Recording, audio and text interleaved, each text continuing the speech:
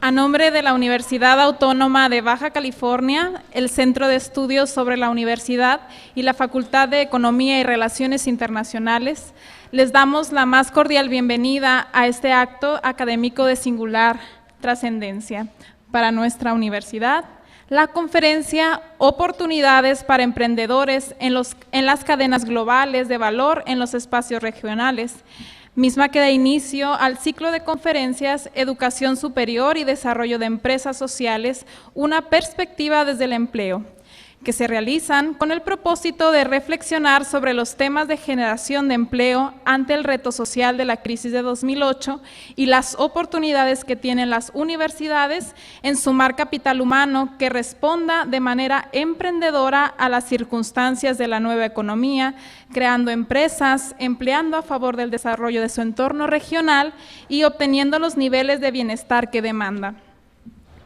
Para dar inicio, primeramente agradecemos la presencia de las personalidades que nos acompañan el día de hoy.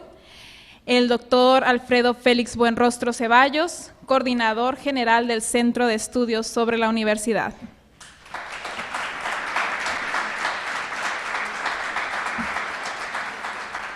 Doctor Alejandro Mungaray Lagarda, miembro del Consejo del CESU-UABC, profesor e investigador de la Facultad de Economía y Relaciones Internacionales y coordinador de este evento.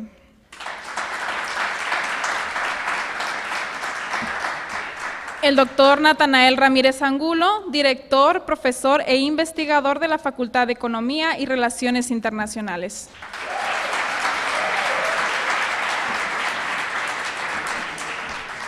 Al doctor Clemente Ruiz Durán, doctor honoris causa por la UABC, profesor e investigador de la Facultad de Economía de la UNAM y conferencista de este evento.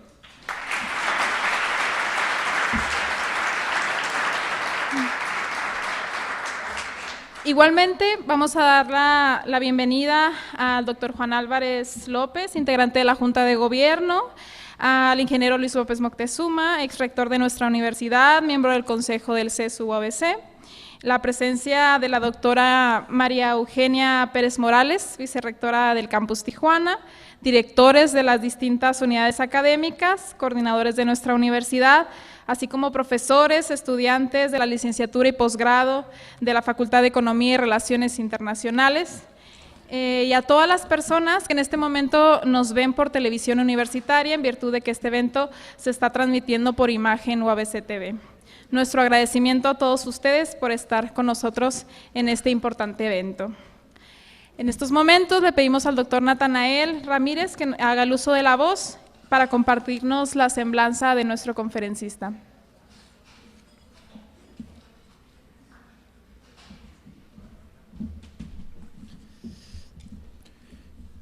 Muy buenos días a todos. Agradezco la presencia de nuestras distinguidas autoridades, del doctor Alfredo Félix Buenrostro, coordinador del Centro de Estudios sobre la Universidad, del doctor Alejandro Mungaray, coordinador de este evento, de nuestra vicerrectora, la doctora María Eugenia Pérez, los distinguidos funcionarios, integrantes de la Junta de Gobierno, directores que nos acompañan el día de hoy, maestros y alumnos de la Facultad de Economía y Relaciones Internacionales. Muchas gracias por estar el día de hoy en este evento importante para reflexionar con un invitado muy especial de nuestra universidad, el doctor Clemente Ruiz Durán. Voy a leer una breve semblanza de lo que ha sido la trayectoria del doctor Ruiz Durán. Es profesor de la Facultad de Economía de la UNAM desde 1978. Actualmente es miembro del Sistema Nacional de Investigadores del CONACYT en el nivel 3. Cuenta con estudios sobre economía en la Universidad Anáhuac y posteriormente ha realizado distintos estudios de posgrado, destacando la especialización en instituciones del bienestar en la Universidad de Uppsala en Suecia y sus estudios de doctorado en la Universidad de Pittsburgh. En el 2004 recibió el doctorado honoris causa por la Universidad Autónoma de Baja California y ha sido profesor invitado en diferentes universidades nacionales e internacionales. Destacan la Universidad Ancona y la Universidad de Bocconi en Italia, la Universidad Complutense de Madrid, la Autónoma de Madrid en España, el Instituto Tecnológico de Massachusetts en Estados Unidos y la Universidad de California en Estados Unidos, así como En Argentina, la Universidad General Sarmiento, entre otras. Ha ocupado diversas funciones dentro de la Facultad de Economía en la UNAM, pero también se ha desempeñado como asesor del director general del Banco de México, del director de General Nacional Financiera, asesor del secretario de Programación y Presupuesto. Ha trabajado también con la Secretaría del Patrimonio Nacional y en la Bolsa Mexicana de Valores. A nivel internacional, fungió como economista en el Banco Interamericano de Desarrollo en Washington. Es autor de 120 artículos especializados en revistas arbitradas a nivel nacional e internacional y ha producido o coordinado más de 30 libros. El día de ayer nos presentó el último que recientemente acaba de salir al público. Ha sido colaborador en distintas investigaciones, destacando su participación en la Conferencia de las Naciones Unidas sobre Comercio y Desarrollo, el Banco Interamericano de Desarrollo, la Comisión Económica para América Latina y el Caribe, el Banco Mundial y el Gobierno de México a través de distintas dependencias federales. Sin duda que tiene una trayectoria muy destacable y yo no le quitaría más tiempo, los dejaría para que reflexionemos junto con el doctor Clemente Ruiz Durán. Muchas gracias a todos.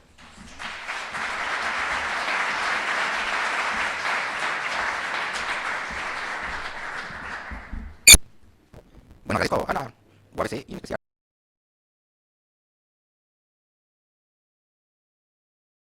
al doctor Alejandro Mungaray su invitación a estar esta mañana aquí con ustedes, al igual al doctor Natanael Ramírez. Miren, me solicitaron que pudiera dar una plática sobre algo actual. No es fácil, con tanta personalidad que viene aquí a platicar con ustedes, poder decir algo nuevo, ¿no? Eso es realmente difícil. Pero lo que yo, en este caso, quisiera platicar con ustedes, ¿no? Es, bueno, vivimos en un país de micros y pequeñas empresas, algunas de ellas guiadas por emprendedores. Pero en esa perspectiva la pregunta es, bueno, ¿qué les podemos decir de nuevo a estos micro y pequeños empresarios? Y lo que creo es que habría que enfatizar mucho, ¿no? Que todas aquellas micro y pequeñas empresas que quieran realmente ligarse a un proceso dinámico y que quieran tener éxito, de alguna forma van a tener que estar ligadas a alguna cadena de valor. Hoy no se puede pensar, ¿no?, el ser el llanero solitario y tener éxito, ¿no?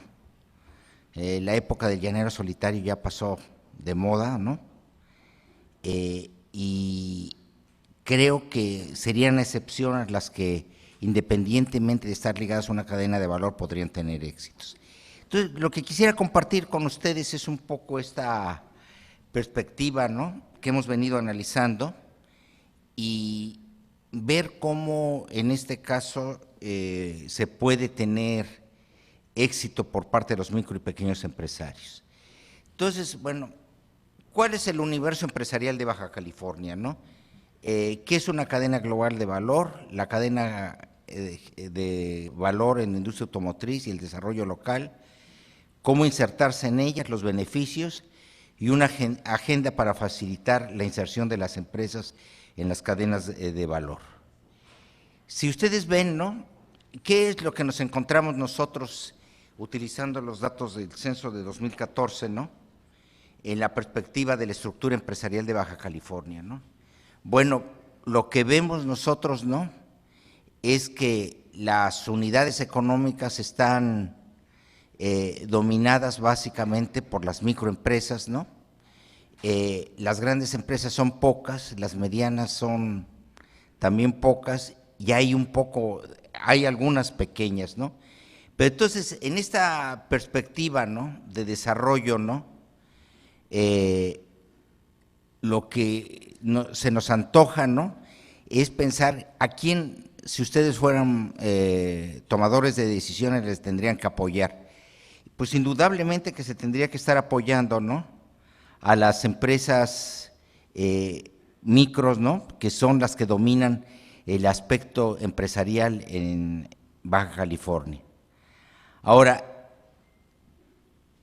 si nosotros vemos por qué, tendríamos que ver cuál es su importancia estratégica, ¿no? En valor agregado, ¿no? Estas MIPYMES aportan 3.2 de cada 10 pesos a nivel nacional. A nivel de Baja California, 3.5, es decir, más que lo que hacen a nivel nacional.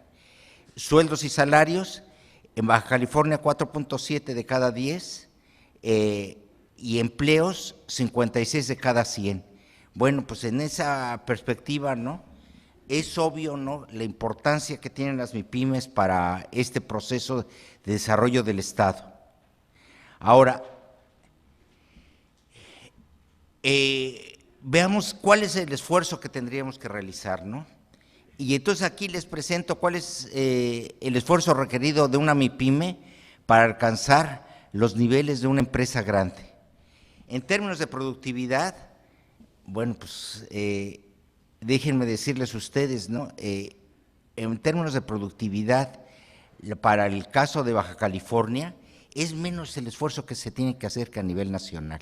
Es decir, están mejor conformadas las micro y pequeñas empresas en Baja California que a nivel nacional.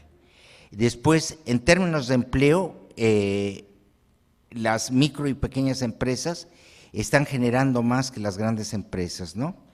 Entonces, en esta perspectiva, ¿no?, nosotros lo que tendríamos que tener, ¿no?, la certidumbre, ¿no?, es de que si nosotros hacemos políticas para estas micro y pequeñas empresas, los resultados que vamos a tener van a ser sumamente exitosos. Ahora, ¿por qué los empresarios de Baja California deben pensar en insertarse en una cadena de valor? Bueno, si ustedes se dan cuenta, ¿no?, el mundo se globalizó y la perspectiva es cómo sacar ventajas y no ser un mero espectador.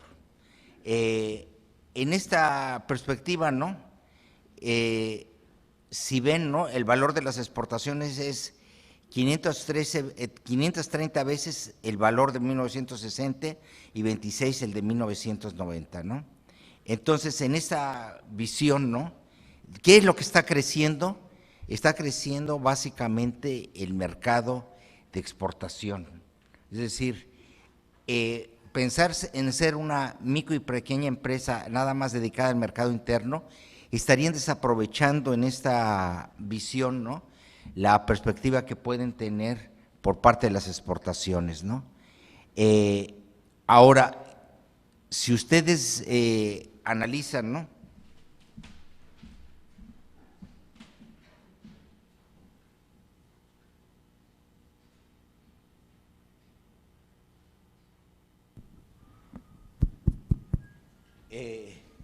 durante 2014 las exportaciones ascendieron a 398,000 millones de dólares, equivalentes a 1,090 millones de dólares diarios.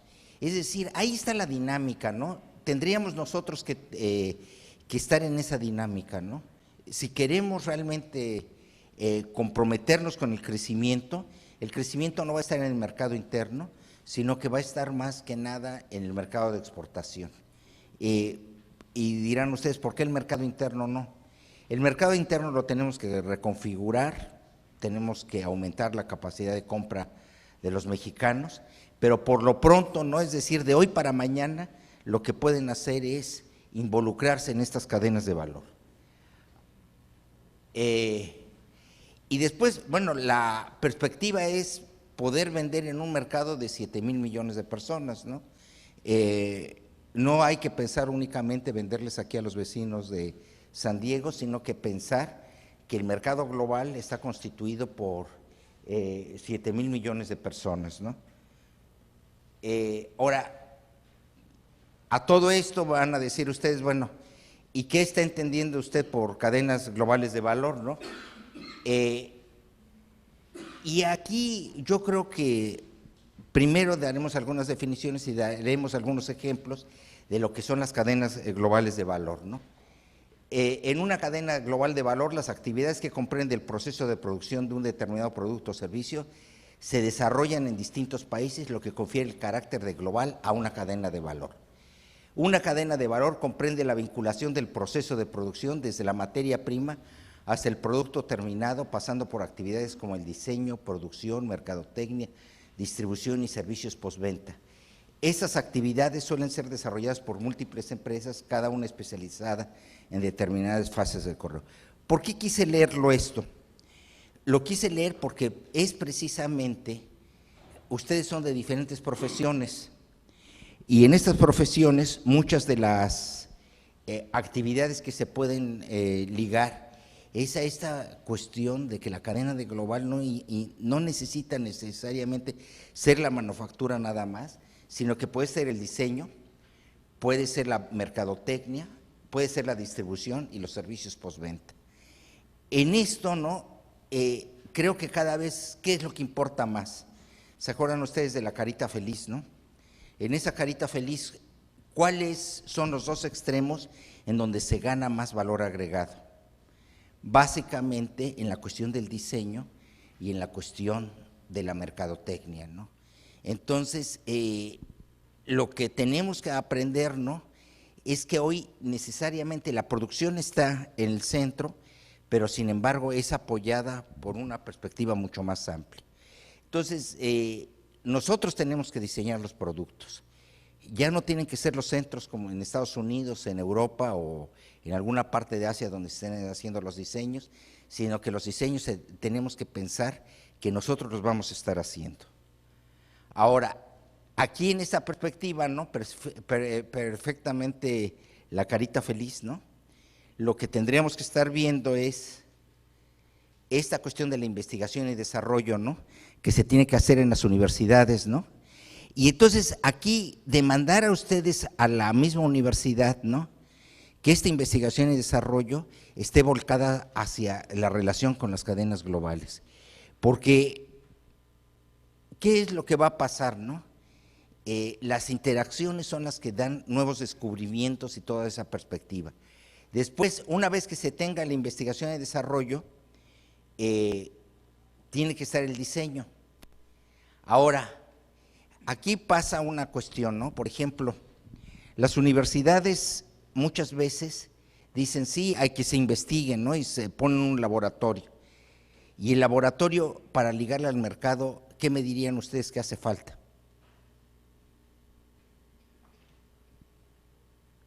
Por ejemplo, una medicina, dijéramos. No, dijéramos, descubrimos en un laboratorio un medicamento nuevo.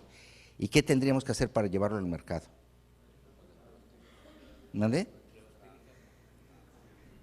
Lo que necesitamos es una cosa que las universidades por lo general no tienen, que son plantas de escalamiento. Es decir, el llevar un producto desde el laboratorio hasta el mercado necesita poder tener una planta de escalamiento.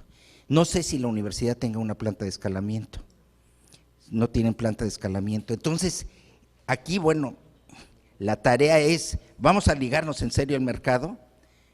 Bueno, pues entonces hay que poner plantas de escalamiento.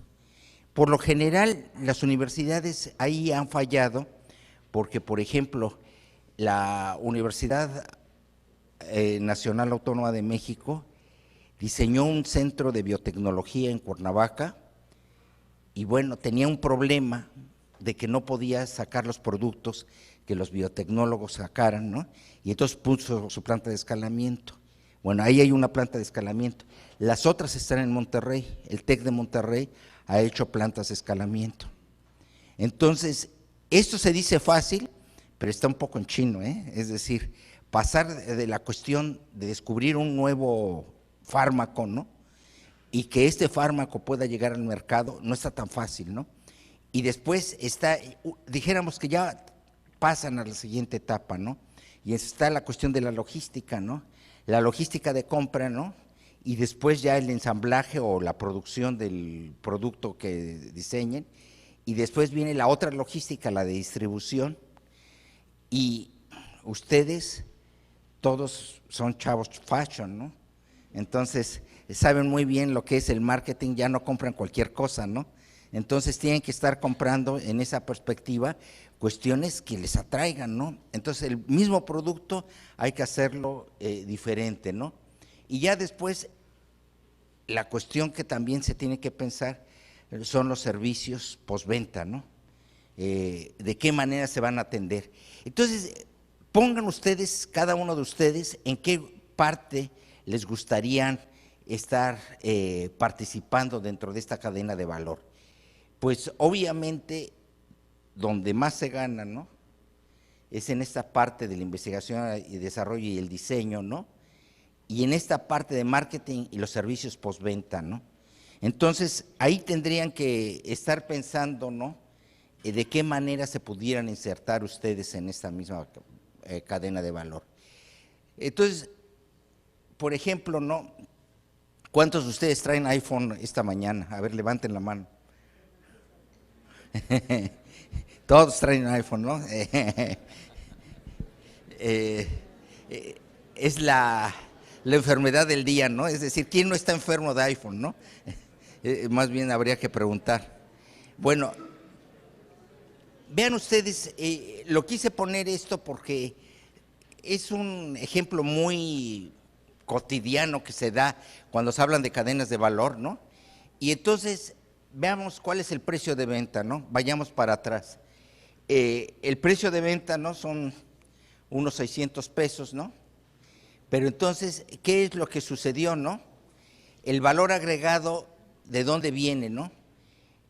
80 pesos vienen de Corea, de otros insumos de Alemania 16 pesos, de Francia 3 pesos, de Japón 70 centavos y de otros 62 pesos, ¿no?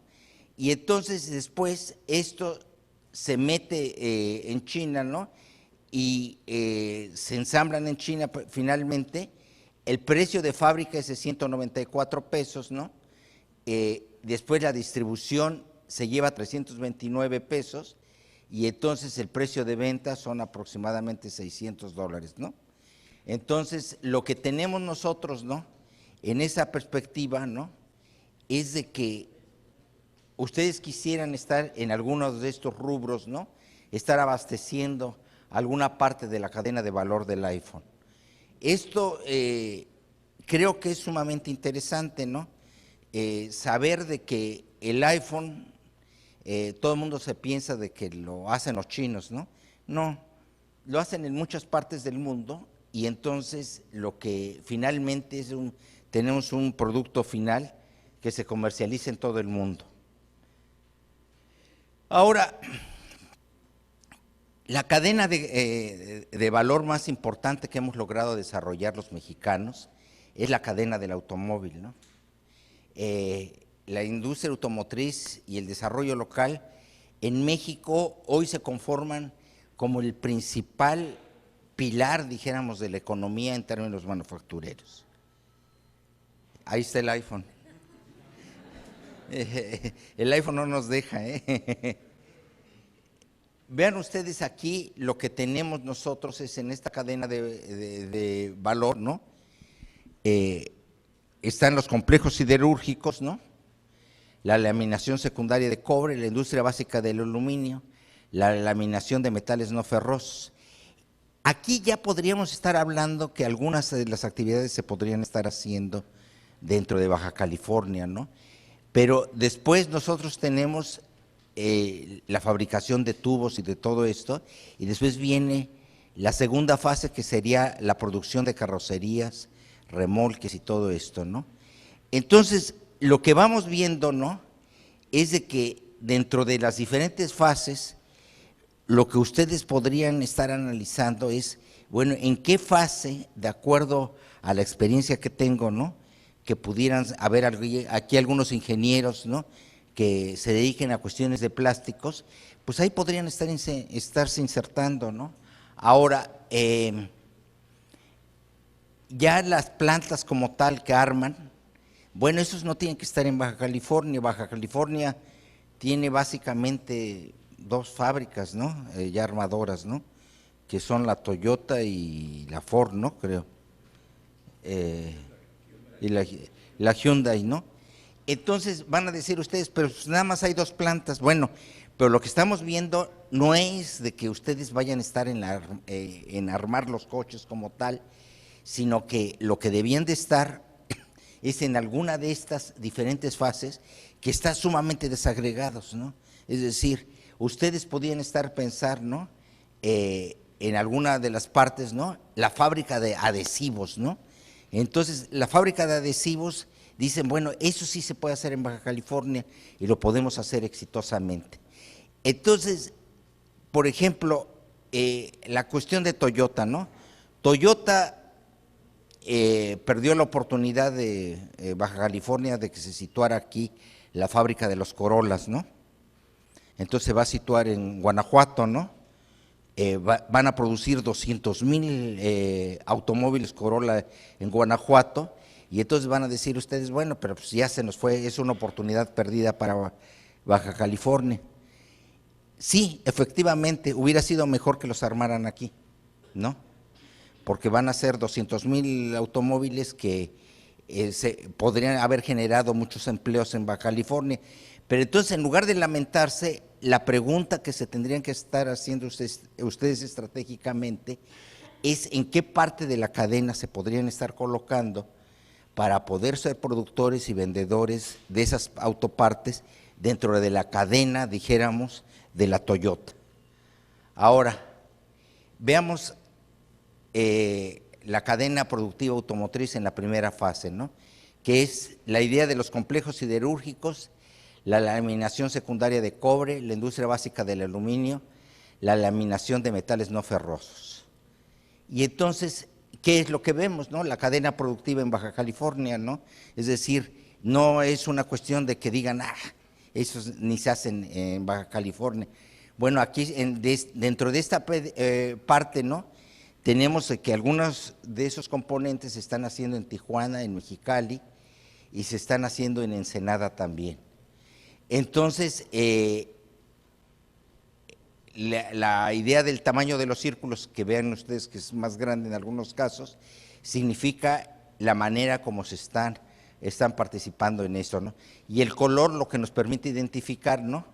Qué parte de la cadena es la que se está haciendo dentro de Baja California. Ahora, vean ustedes, ¿no? Dentro del total de la cadena, en la primera fase se concentra el valor agregado, ¿no? 11.9 a nivel nacional, México, y Baja California es una quinta parte de eso, ¿no? Pero entonces, dentro de 32 entidades federativas, la está haciendo Baja California, ¿no? En unidades económicas, también la está haciendo Baja California. En acervos activos fijos, es decir, hay que aumentar la inversión, ¿no? Ahí es donde menos se tiene, ¿no? Y en personal ocupado, Baja California también está teniendo menos gentes. Y entonces, veamos entonces qué municipios concentran la generación de valor agregado en este caso, ¿no? De la industria básica del hierro y del acero, ¿no? Y ustedes pueden ir viendo, ¿no? Que en algunos casos Baja California está en la industria básica del aluminio, ¿no? Y la industria básica del hierro y del acero está en otras partes de la República, ¿no? En esta primera fase. Pero entonces, ¿qué es lo que vamos viendo, no? Es una geografía que se va modificando a través de las cadenas de valor. Entonces, lo que al final, cuando acabemos con la quinta fase, entonces podemos unir todas las fases y ver qué interacciones puede haber dentro de las diferentes fases dentro de la entidad federativa. La segunda fase, ¿no? Ya son cuestiones metálicas más especializadas, ¿no? No se las voy a leer todas, sino que es la perspectiva de ya el moldeo por fundición de piezas metálicas no ferrosas. Y muchos talleres lo pueden estar haciendo, ¿no? Pequeños talleres, se pueden moldear varias partes, ¿no? Y entonces aquí vemos dentro de la segunda fase, ¿no? La parte que está aportando Baja California. Y Baja California en este sentido, en el valor agregado, está aportando más que lo que se aporta a nivel nacional. Entonces, lo que debemos de ver, ¿no? Es decir, estos números lo que nos deben de mover es al entusiasmo de que ya se están haciendo cosas dentro de la cadena de valor, dentro de la entidad federativa, y que en la segunda fase entonces lo que estamos logrando, ¿no?, son mejores indicadores que a nivel nacional. Y entonces vean ustedes, ¿no?, el mapa ya se empieza a rediseñar, ¿no? Ya tenemos mucho más empresas dedicadas precisamente a esta segunda fase de la cadena de valor. Y en ello ya, ¿cómo se llama? Baja California aparece con 3 puntos en lugar que con el punto que aparecía anteriormente. Ahora, en la tercera fase, ¿no?, que ya son la fabricación de carrocerías y todo esto, ¿no?, lo que nosotros tendríamos, ¿no?, es de que Baja California la va haciendo, ¿no?, en ese sentido, ¿no?, sí se hace más en el resto del país que en Baja California, en términos de valor agregado, pero unidades económicas están un poquito por arriba del nivel nacional, y en acervos de activos fijos es que tenemos que promover más inversión en el Estado, ¿no? El personal ocupado es más o menos el mismo. Y está un poco más disperso, dijéramos, dentro de la cadena, ¿no? Ahora, ya en la cuarta fase, ¿no?, que ya, es decir, ya viene la cuestión del armado, ¿no?, que viene la fabricación de motores y generación de generadores eléctricos, la fabricación de focos, de pinturas, de adhesivos y todo esto, ¿no? A lo que nos lleva, ¿no?, es de que Baja California sale bien. Es decir, en esa parte en donde hay ciertos moldeos, ciertos procesos que ya son un poco más complejos, si ustedes se dan cuenta, Baja California sale mejor. Y entonces vean ustedes los tamaños de los círculos, ¿no?, y cómo en la cuarta fase lo que tenemos es una geografía que se llena entonces de productores que compiten entre sí, pero que Baja California no sale mal. Entonces, en esa perspectiva, lo que podemos decir nosotros, ¿no?, es de que como que hay el incentivo para muchas micro, pequeñas y medianas empresas a nivel nacional, estén participando precisamente como proveedores de todas estas grandes empresas. Entonces, en lugar de lamentarnos, hay que ver entonces exactamente en qué parte de la cadena nos queremos poner, ¿no? Y ya aquí es la quinta fase, ¿no?, en donde entra la fabricación de automóviles y ya entra la distribución del comercio, ¿no? Y en esta parte también Baja California, ¿no?, hace una aportación importante dentro de este esquema. Y entonces ya vean lo que les decía a ustedes, ¿no?, de tener un mapa en el cual básicamente estaba vacío y que no había micros y pequeñas empresas participando. Lo que vamos llenando es una geografía que se tiñe de colores, y lo que quiere decir que se tiña de colores es que hay una mayor participación. Entonces, es decir, si fuera un productor, estaría entusiasta de ver entonces en esta perspectiva, ¿no?, de cómo tratar de insertarme a la cadena global de valor.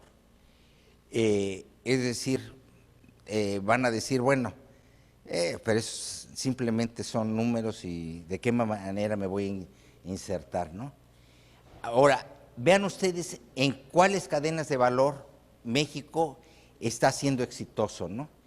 Estamos siendo exitosos, ¿no?, en la fabricación de pinturas, recubrimientos y adhesivos, en la fabricación de resinas y hules sintéticos, en la fabricación de automóviles, en la fabricación de fertilizantes, en la industria química, y bueno, ahí podemos seguir viendo, ¿no? Entonces, la cuestión es de que esta cadena de valor del automóvil tiene 1000 componentes, y entonces lo que hay que pensar es hacia dónde va esta cadena de valor. ¿Cuál es el futuro del automóvil, no? Vamos a estar básicamente, estamos pensando en 2 cuestiones, ¿no? ¿Cuál sería el futuro del automóvil para ustedes? El futuro del automóvil, por una parte, es pasar del automóvil que quema gasolina hacia el automóvil que usa básicamente la energía solar, la energía, diferentes tipos de energía limpia para poderse mover. La segunda parte, ¿no? Es decir, eso es por una parte en términos de la energía, ¿quién va a mover los coches? Pero por la otra parte, lo que hay en términos de los automóviles es que tenemos que pensar de que van a ser guiados por autómatas, ¿no? Es decir, ya no los vamos a manejar nosotros, sino que resultamos ser muy torpes para manejar los coches, ¿no? Y ahora más con el iPhone, ¿no? Somos muy torpes, ¿no? Todo el mundo quiere estar contestando los WhatsApp, ¿no?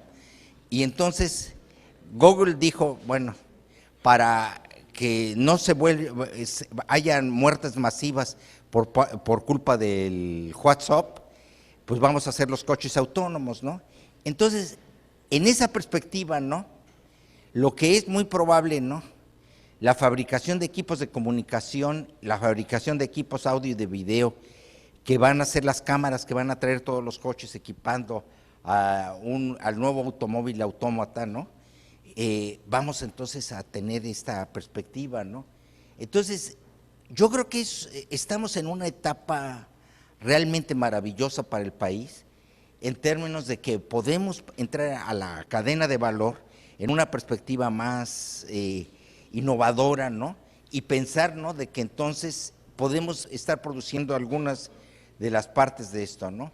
Ahora, ¿cuál sería la estrategia para insertarse en una cadena de valor? Vender productos a una cadena de valor o bien a un proveedor de esa cadena, ¿no? Es como atraer inversión extranjera para aprovechar sus activos, tales como capital de investigación.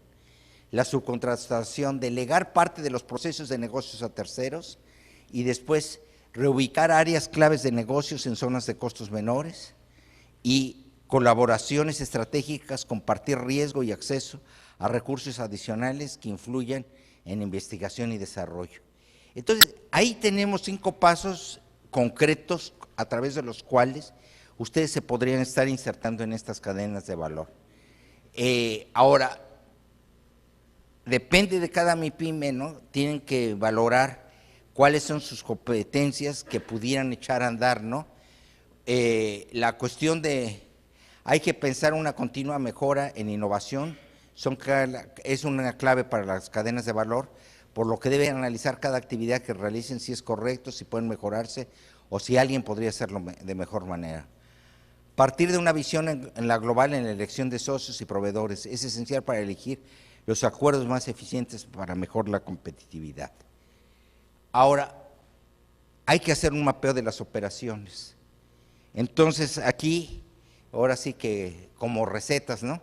Identificar el producto final que va al consumidor y trabajar hacia atrás. Una vez identificado el producto final, pregúntese, ¿qué le pasa al producto antes de que llegue ahí hasta capturar todos los procesos? Identifique los miembros de la cadena, sus funciones y qué recursos intervienen en el proceso. Servicios corporativos, investigación y desarrollo, producción, montaje, distribución, ventas y soporte. Y entonces evalúe su cadena, las fortalezas, las debilidades, los espacios de mejora, la concentración de recursos, las restricciones para su crecimiento, la logística y las relaciones entre socios proveedores. Esto, ¿no? Dirán ustedes, bueno, pero esto, ¿de dónde diablos lo saco? Fíjense que hay un instrumento que el INEGI nos dio, ¿no? Que es el Directorio de Establecimientos Nacionales, ¿no? Esto ustedes se meten en la página de internet del INEGI, lo buscan y lo lleva hasta la oficina donde está el gerente. Las empresas ahora están subiendo toda información de fotos y todo eso, entonces conocen a las gentes. Entonces, esta es una cuestión que no es difícil, el mapeo de las operaciones en día de hoy, ¿no? El DENUE nos da es un instrumento poderosísimo para el desarrollo precisamente de cuestiones empresariales. Entonces, ¿cuáles serían las ventajas de formar parte de una cadena de valor? El papel de las pymes en la cadena de valor, la cadena automotriz y distribución de unidades económicas por tamaño.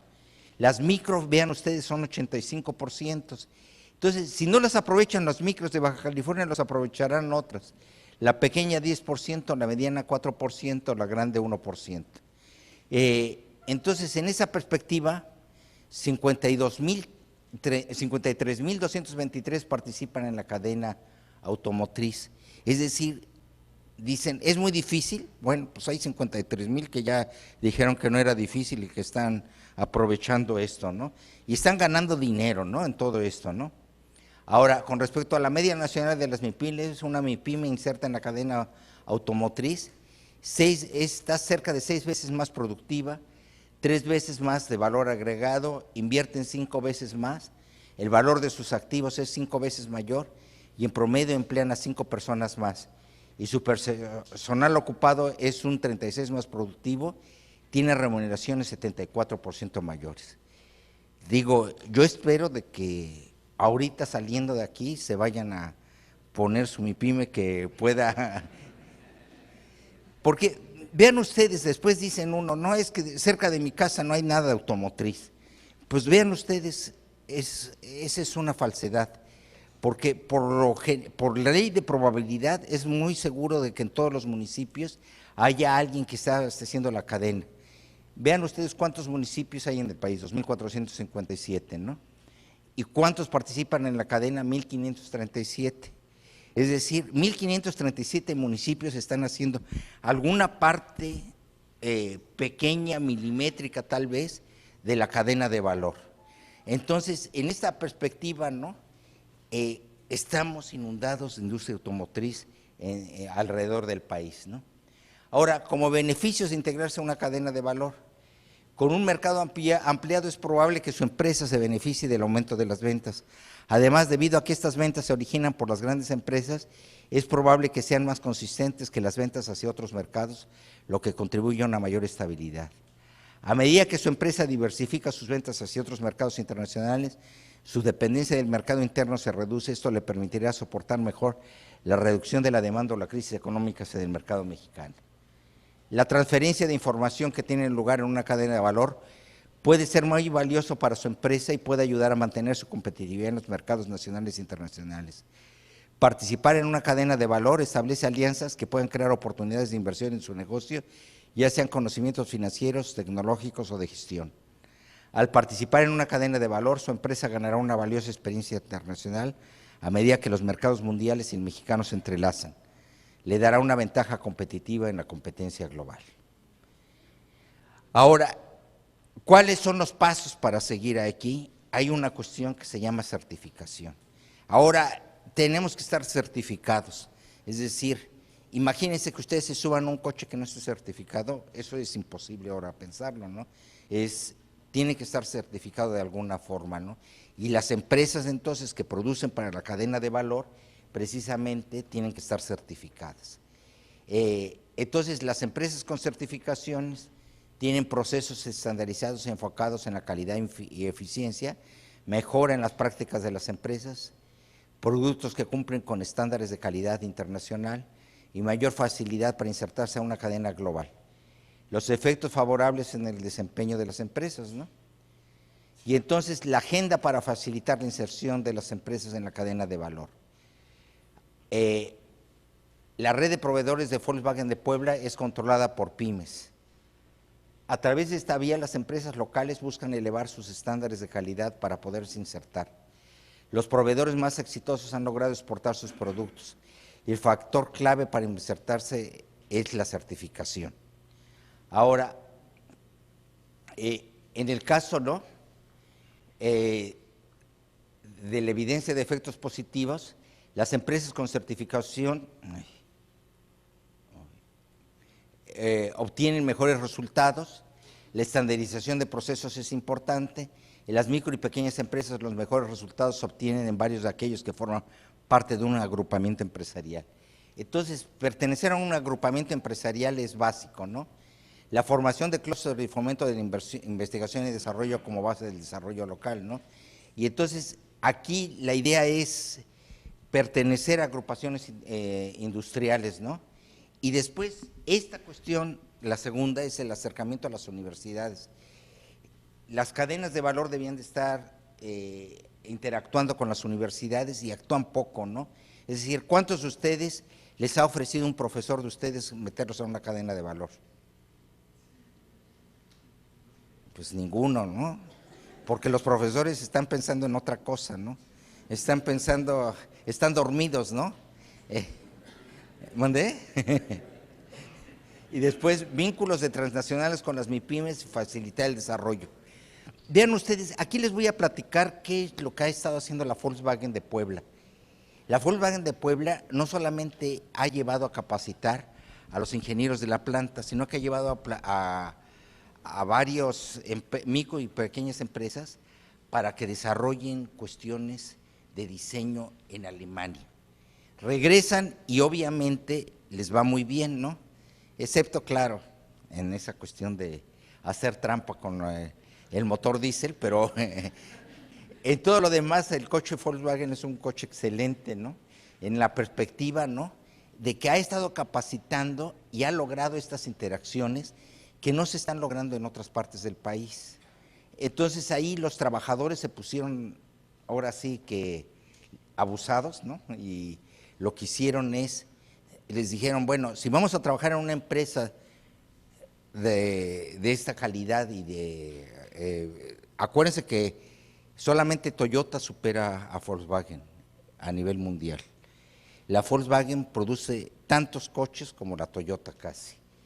Y entonces se ligaron y ahí fue indudablemente que el papel del sindicato, un sindicato muy movido, el que hizo que los trabajadores los llevaran y que llevaran a los proveedores. Entonces es un sindicato muy peculiar, ¿no?, que en otras partes de la República no hay, pero que entonces esto logró el acercamiento con las universidades por parte, ¿no? Y entonces aquí lo que le estoy diciendo es, hay que crear su propio camino para innovar. La aplicación de tecnologías e innovación en la producción continúa siendo una estrategia clave para el desarrollo de las MIPYMES. El que no innova en estas épocas prácticamente se queda marginado. Sin embargo, esta tarea se dificulta enteramente por la insuficiencia de recursos para invertir y por los elevados riesgos. Pero ahí yo les diría, la cuestión es de que hay recursos, el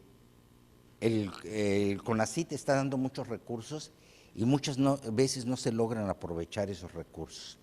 A este respecto, la idea de crear su propio camino, ¿no? Para ello se sugieren dos vías, ¿no? Combinar tecnologías y o productos existentes o aplicarlos en nuevos nichos. La estrategia 1 sería nueva combinación de ideas, productos o tecnologías existentes. La estrategia 2 sería aplicación de tecnología existente en nuevo nicho o producto. Las ventajas, menores costos, menores riesgos. Y pues con esto terminaría la presentación y si quieren platicamos sobre esto, ¿no?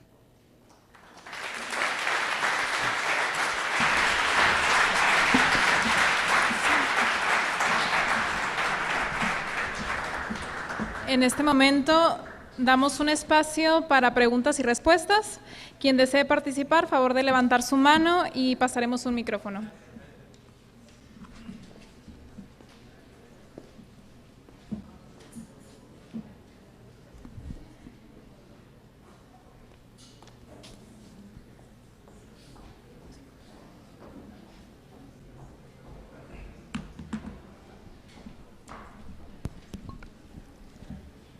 Maestro, un favor, en su experiencia con la Volkswagen, ¿qué es lo que específicamente está llevando ese sindicato a negociar con Volkswagen? ¿Qué procesos?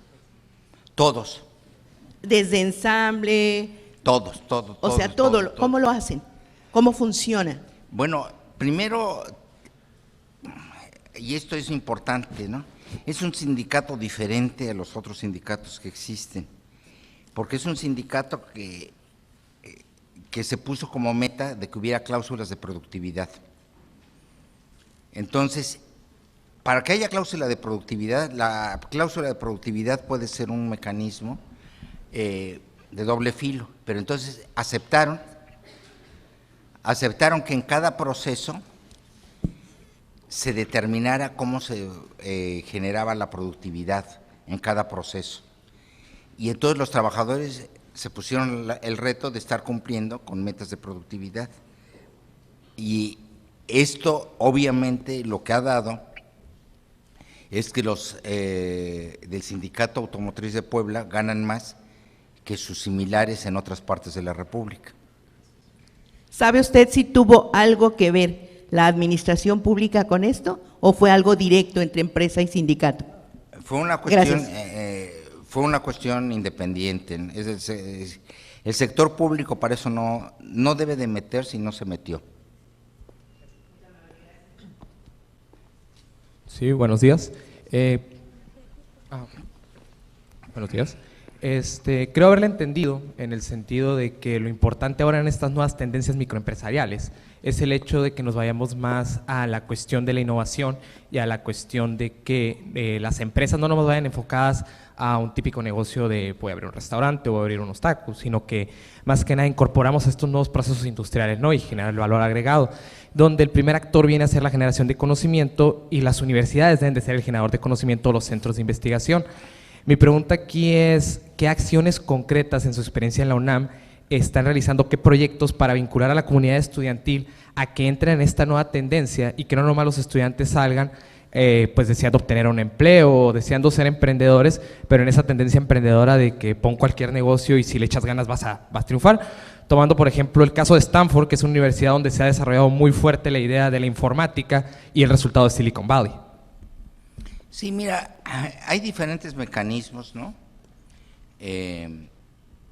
La idea es de que los estudiantes salgan con algún tipo de certificación. La idea de certificar a los ingenieros es certificarlos en el más alto estándar, que puedan cumplir con la visión de que van a cumplir con esta cuestión de la calidad, ¿no? Con esos niveles. Ahora, en el caso de la UNAM, nosotros tenemos un instituto de ingeniería, ¿no?, a través del cual se vincula precisamente con empresas y con diferentes negocios nacionales e internacionales para facilitar esto, ¿no? Para que tengan una idea, que es lo que les comentaba esta mañana al doctor Mungaray y a Natanael, ¿no? Aproximadamente el 10% de los recursos de la UNAM, que son 38.500 millones de pesos, provienen precisamente de este tipo de actividades de interacción entre el Instituto de Ingeniería y empresas. Gracias.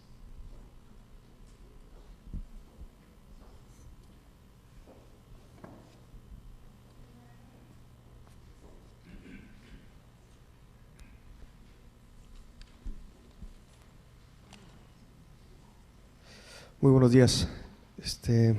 Principalmente la pregunta es, ¿qué opina acerca de la existencia de los procesos de innovación integrados en las universidades, en las cuales el apoyo por parte del gobierno no son efectivas? Un ejemplo puede ser el caso de los biocombustibles.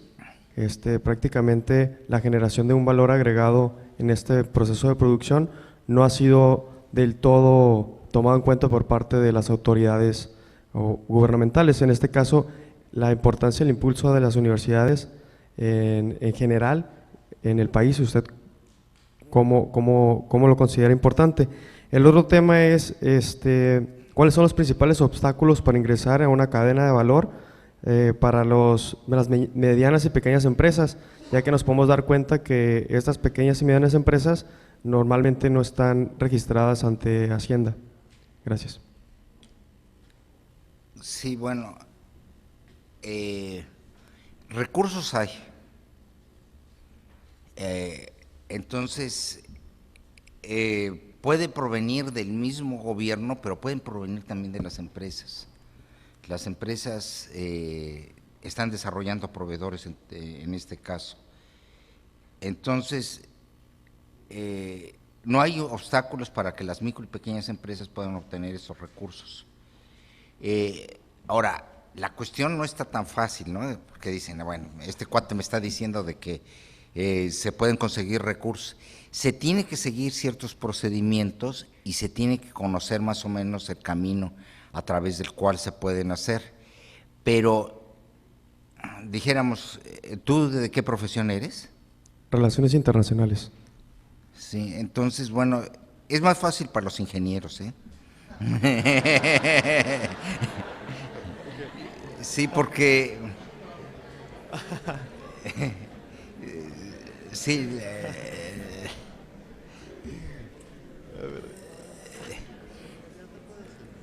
los ingenieros pueden obtener recursos como para poner una planta, ¿no? Siendo desde la carrera, ¿no? Mira, el Instituto Nacional del Emprendedor, el INADEM, ¿no? Tiene bastantes recursos, yo diría que montones de recursos, y ha estado distribuyendo recursos de manera muy generosa entre los emprendedores, ¿no? Sobre todo. Entonces, no sé cuántos de ustedes hayan ido a la Semana Nacional del Emprendedor este año. ¿Usted fue? ¿Mandé? Bueno, pero era muy interesante ir a la Semana Nacional del Emprendedor, porque lo que veía uno es precisamente los negocios que habían sido apoyados a través de esto, ¿no? Y pues había de todo, ¿no? Pero había casos de muchas micro y pequeñas empresas que habían sido exitosas y que estaban mostrando el producto que habían logrado obtener con los recursos del INADEM. Ahora, sí, ¿qué es lo que pasa, no? Un empresario de que no está formalizado, tendríamos problema para poderlo apoyar, ¿no? ¿Por qué? Porque él no va a poder recibir los recursos ni del INADEM, ni del CONACYT, ni de nadie, ¿no? Es decir, el registro mínimo que se requiere es precisamente el registro ante la Secretaría de Hacienda, ¿no? Los informales, algunos participan en las cadenas, pero participan con sus propios recursos y después no son certificados, entonces no pueden alcanzar un proceso muy intensivo dentro de la cadena de valor. Entonces, resumiendo, ¿no? Es más fácil para alguien que está en la ingeniería ligarse a los negocios, ¿no?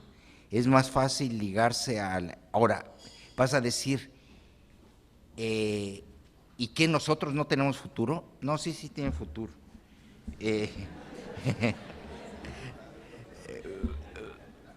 Pero tienen un futuro diferente, ¿no? Porque entonces…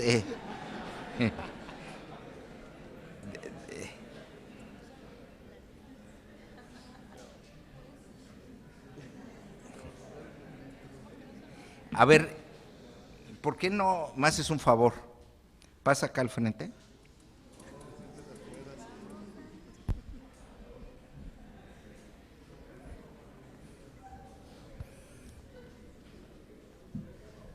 Y dime allá qué es lo que haría, en dónde se podrían insertar las gentes que estudian tu carrera.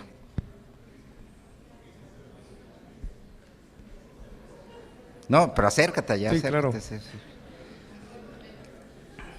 Bueno, principalmente podríamos hablar de la consultoría por los tratados y acuerdos que se tienen de parte de México con otras partes del mundo. Podemos hablar de las relaciones públicas en el marco de cooperación. En la parte de logística, pues básicamente sí existe una carrera que es ingeniera en logística, que es distribución, pero también los procesos de este derecho internacional privado por parte de las empresas y el derecho internacional público para hacer valer en este caso, los gastos, impuestos y el valor hacia la producción. En la parte del ensamblaje yo creo que tiene que ver con la parte de hacer estudios para el posicionamiento de la marca de una empresa, prácticamente con la comparación de de la población y y con vinculación con los economistas, claro está.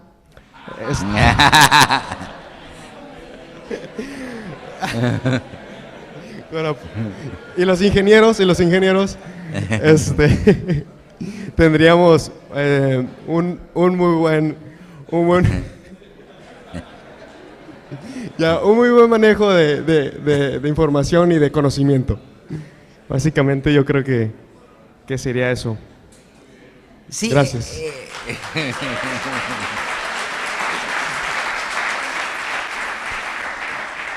No, miren, lo que pasa es que este ejercicio ¿cuál es tu nombre, perdón? Pedro, lo quisimos pasar acá adelante en la perspectiva de que es un ejercicio que tiene que estar haciendo cotidianamente. ¿Dónde inserto yo dentro del mercado laboral y en este concreto, dónde me inserto yo en la cadena de valor, ¿no? Entonces, lo tienen que estar pensando, ¿no? Y ahora, es la manera de que ustedes pueden empezar a ubicarse y entonces tener un proyecto para poder desarrollar una pequeña y mediana empresa que es exitosa en esa perspectiva, ¿no? Entonces, qué bueno que Pedro no le tuvo miedo a ustedes, ¿no? Y que entonces pudo decir, ¿no? Y entonces, bueno, hay que ir afinando las ideas, ¿no? Pero ahí está un primer paso que yo creo que es exitoso, ¿no? Muchas gracias por la claridad de la presentación, hasta los ingenieros les entendimos, muchas gracias. Precisamente mi pregunta o solicitud iba en el sentido de la inquietud del joven. Si nos pudiera abundar más sobre las oportunidades que hay de insertarse en las cadenas de valor, pero no necesariamente en la oferta de insumos, sino más bien en la proveeduría de servicios en las diferentes disciplinas, ¿no? Obviamente empezando por la ingeniería y siguiendo por otras disciplinas, ¿no? A ver, no se siente. Gracias. Entonces, ¿qué es lo concreto que quisiera saber? Habló usted sobre la proveeduría de insumos dentro de la cadena de valor automotriz, pero ¿qué oportunidades habría para, por ejemplo, nuestros recién egresados de la universidad en diferentes disciplinas, insertarse en esas cadenas de valor, pero no bajo la proveeduría de insumos, sino de servicios profesionales, ya sea de asesoría, consultoría, etcétera? Sí, el ejercicio de Pedro, ahora vamos a decir el ejercicio de Pedro de aquí en adelante, creo que es muy bueno, porque entonces él, dijéramos, ustedes son básicamente de economistas y de relaciones internacionales los muchachos, ¿no? Es a los que invitaron a la plática, ¿no? Entonces, yo creo que este diagrama lo tienen que pegar ustedes en sus escritorios, ¿no? Y tenerlo permanentemente, porque aquí hay muchos servicios, ¿no? La cuestión del diseño, ¿no? La cuestión de logística, ¿no? La cuestión del marketing, ¿no? Es decir, no tendrían que necesariamente ser ingenieros para poderse insertar en la cadena de valor. Entonces, los servicios, ¿no? Los servicios postventa, ¿no? Es decir, una vez que el producto llega al mercado, ¿no? Lo que uno quiere es de que cuando desgraciadamente le llega a fallar uno cualquier cosa, que tenga uno la facilidad, por ejemplo, de levantar un teléfono y decir, oiga, me falló esto, ¿qué hago? Y que tenga una velocidad de respuesta la empresa o las compañías, ¿no? Para que inmediatamente me digan qué hago y quitarme la angustia de que me falló algo, ¿no? Cualquier cosa que quieran ustedes, ¿no? Pero entonces, lo que estoy tratando de decir es que no necesariamente se necesita ser un ingeniero, lo cual ayuda mucho, Sí, ayuda mucho ser ingeniero. Y entonces, en esa perspectiva, estar analizando este proceso, ¿no? De que da muchas posibilidades, ¿no? En la cuestión del diseño, no necesariamente tienen que ser ingenieros, pueden ser de diseño industrial, de diseño de otro tipo, ¿no? Entonces, no sé si hay alguna otra pregunta. Bueno, pues les agradezco su atención y espero que sea de utilidad para ustedes esto. Gracias.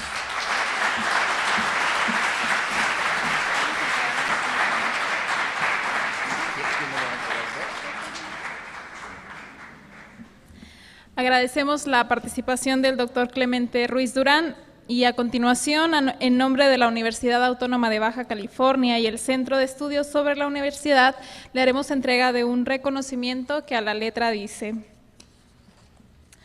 Universidad Autónoma de Baja California, el Centro de Estudios sobre la Universidad, Facultad de Economía y Relaciones Internacionales, otorgan el presente reconocimiento de manos del doctor Alfredo Félix Buenrostro al doctor Clemente Ruiz Durán por su participación como ponente del tema Oportunidades para emprendedores en las cadenas globales de valor en los espacios regionales, en el ciclo de conferencias Educación Superior y Desarrollo de Empresas Sociales, una perspectiva desde el empleo, celebrado el día 12 de noviembre de 2015 en la Sala de Lecturas del Campus Tijuana, Baja California, noviembre del 2015, por la realización plena del hombre. Doctor Alfredo Félix Buenrostro Ceballos, firma, y el doctor Alejandro Mongaray Lagarda.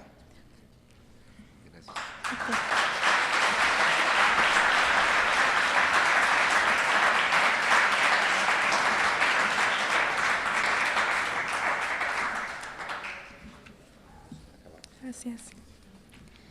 No nos resta más que agradecer su presencia a cada uno de ustedes y muchísimas gracias. Muy buenas tardes.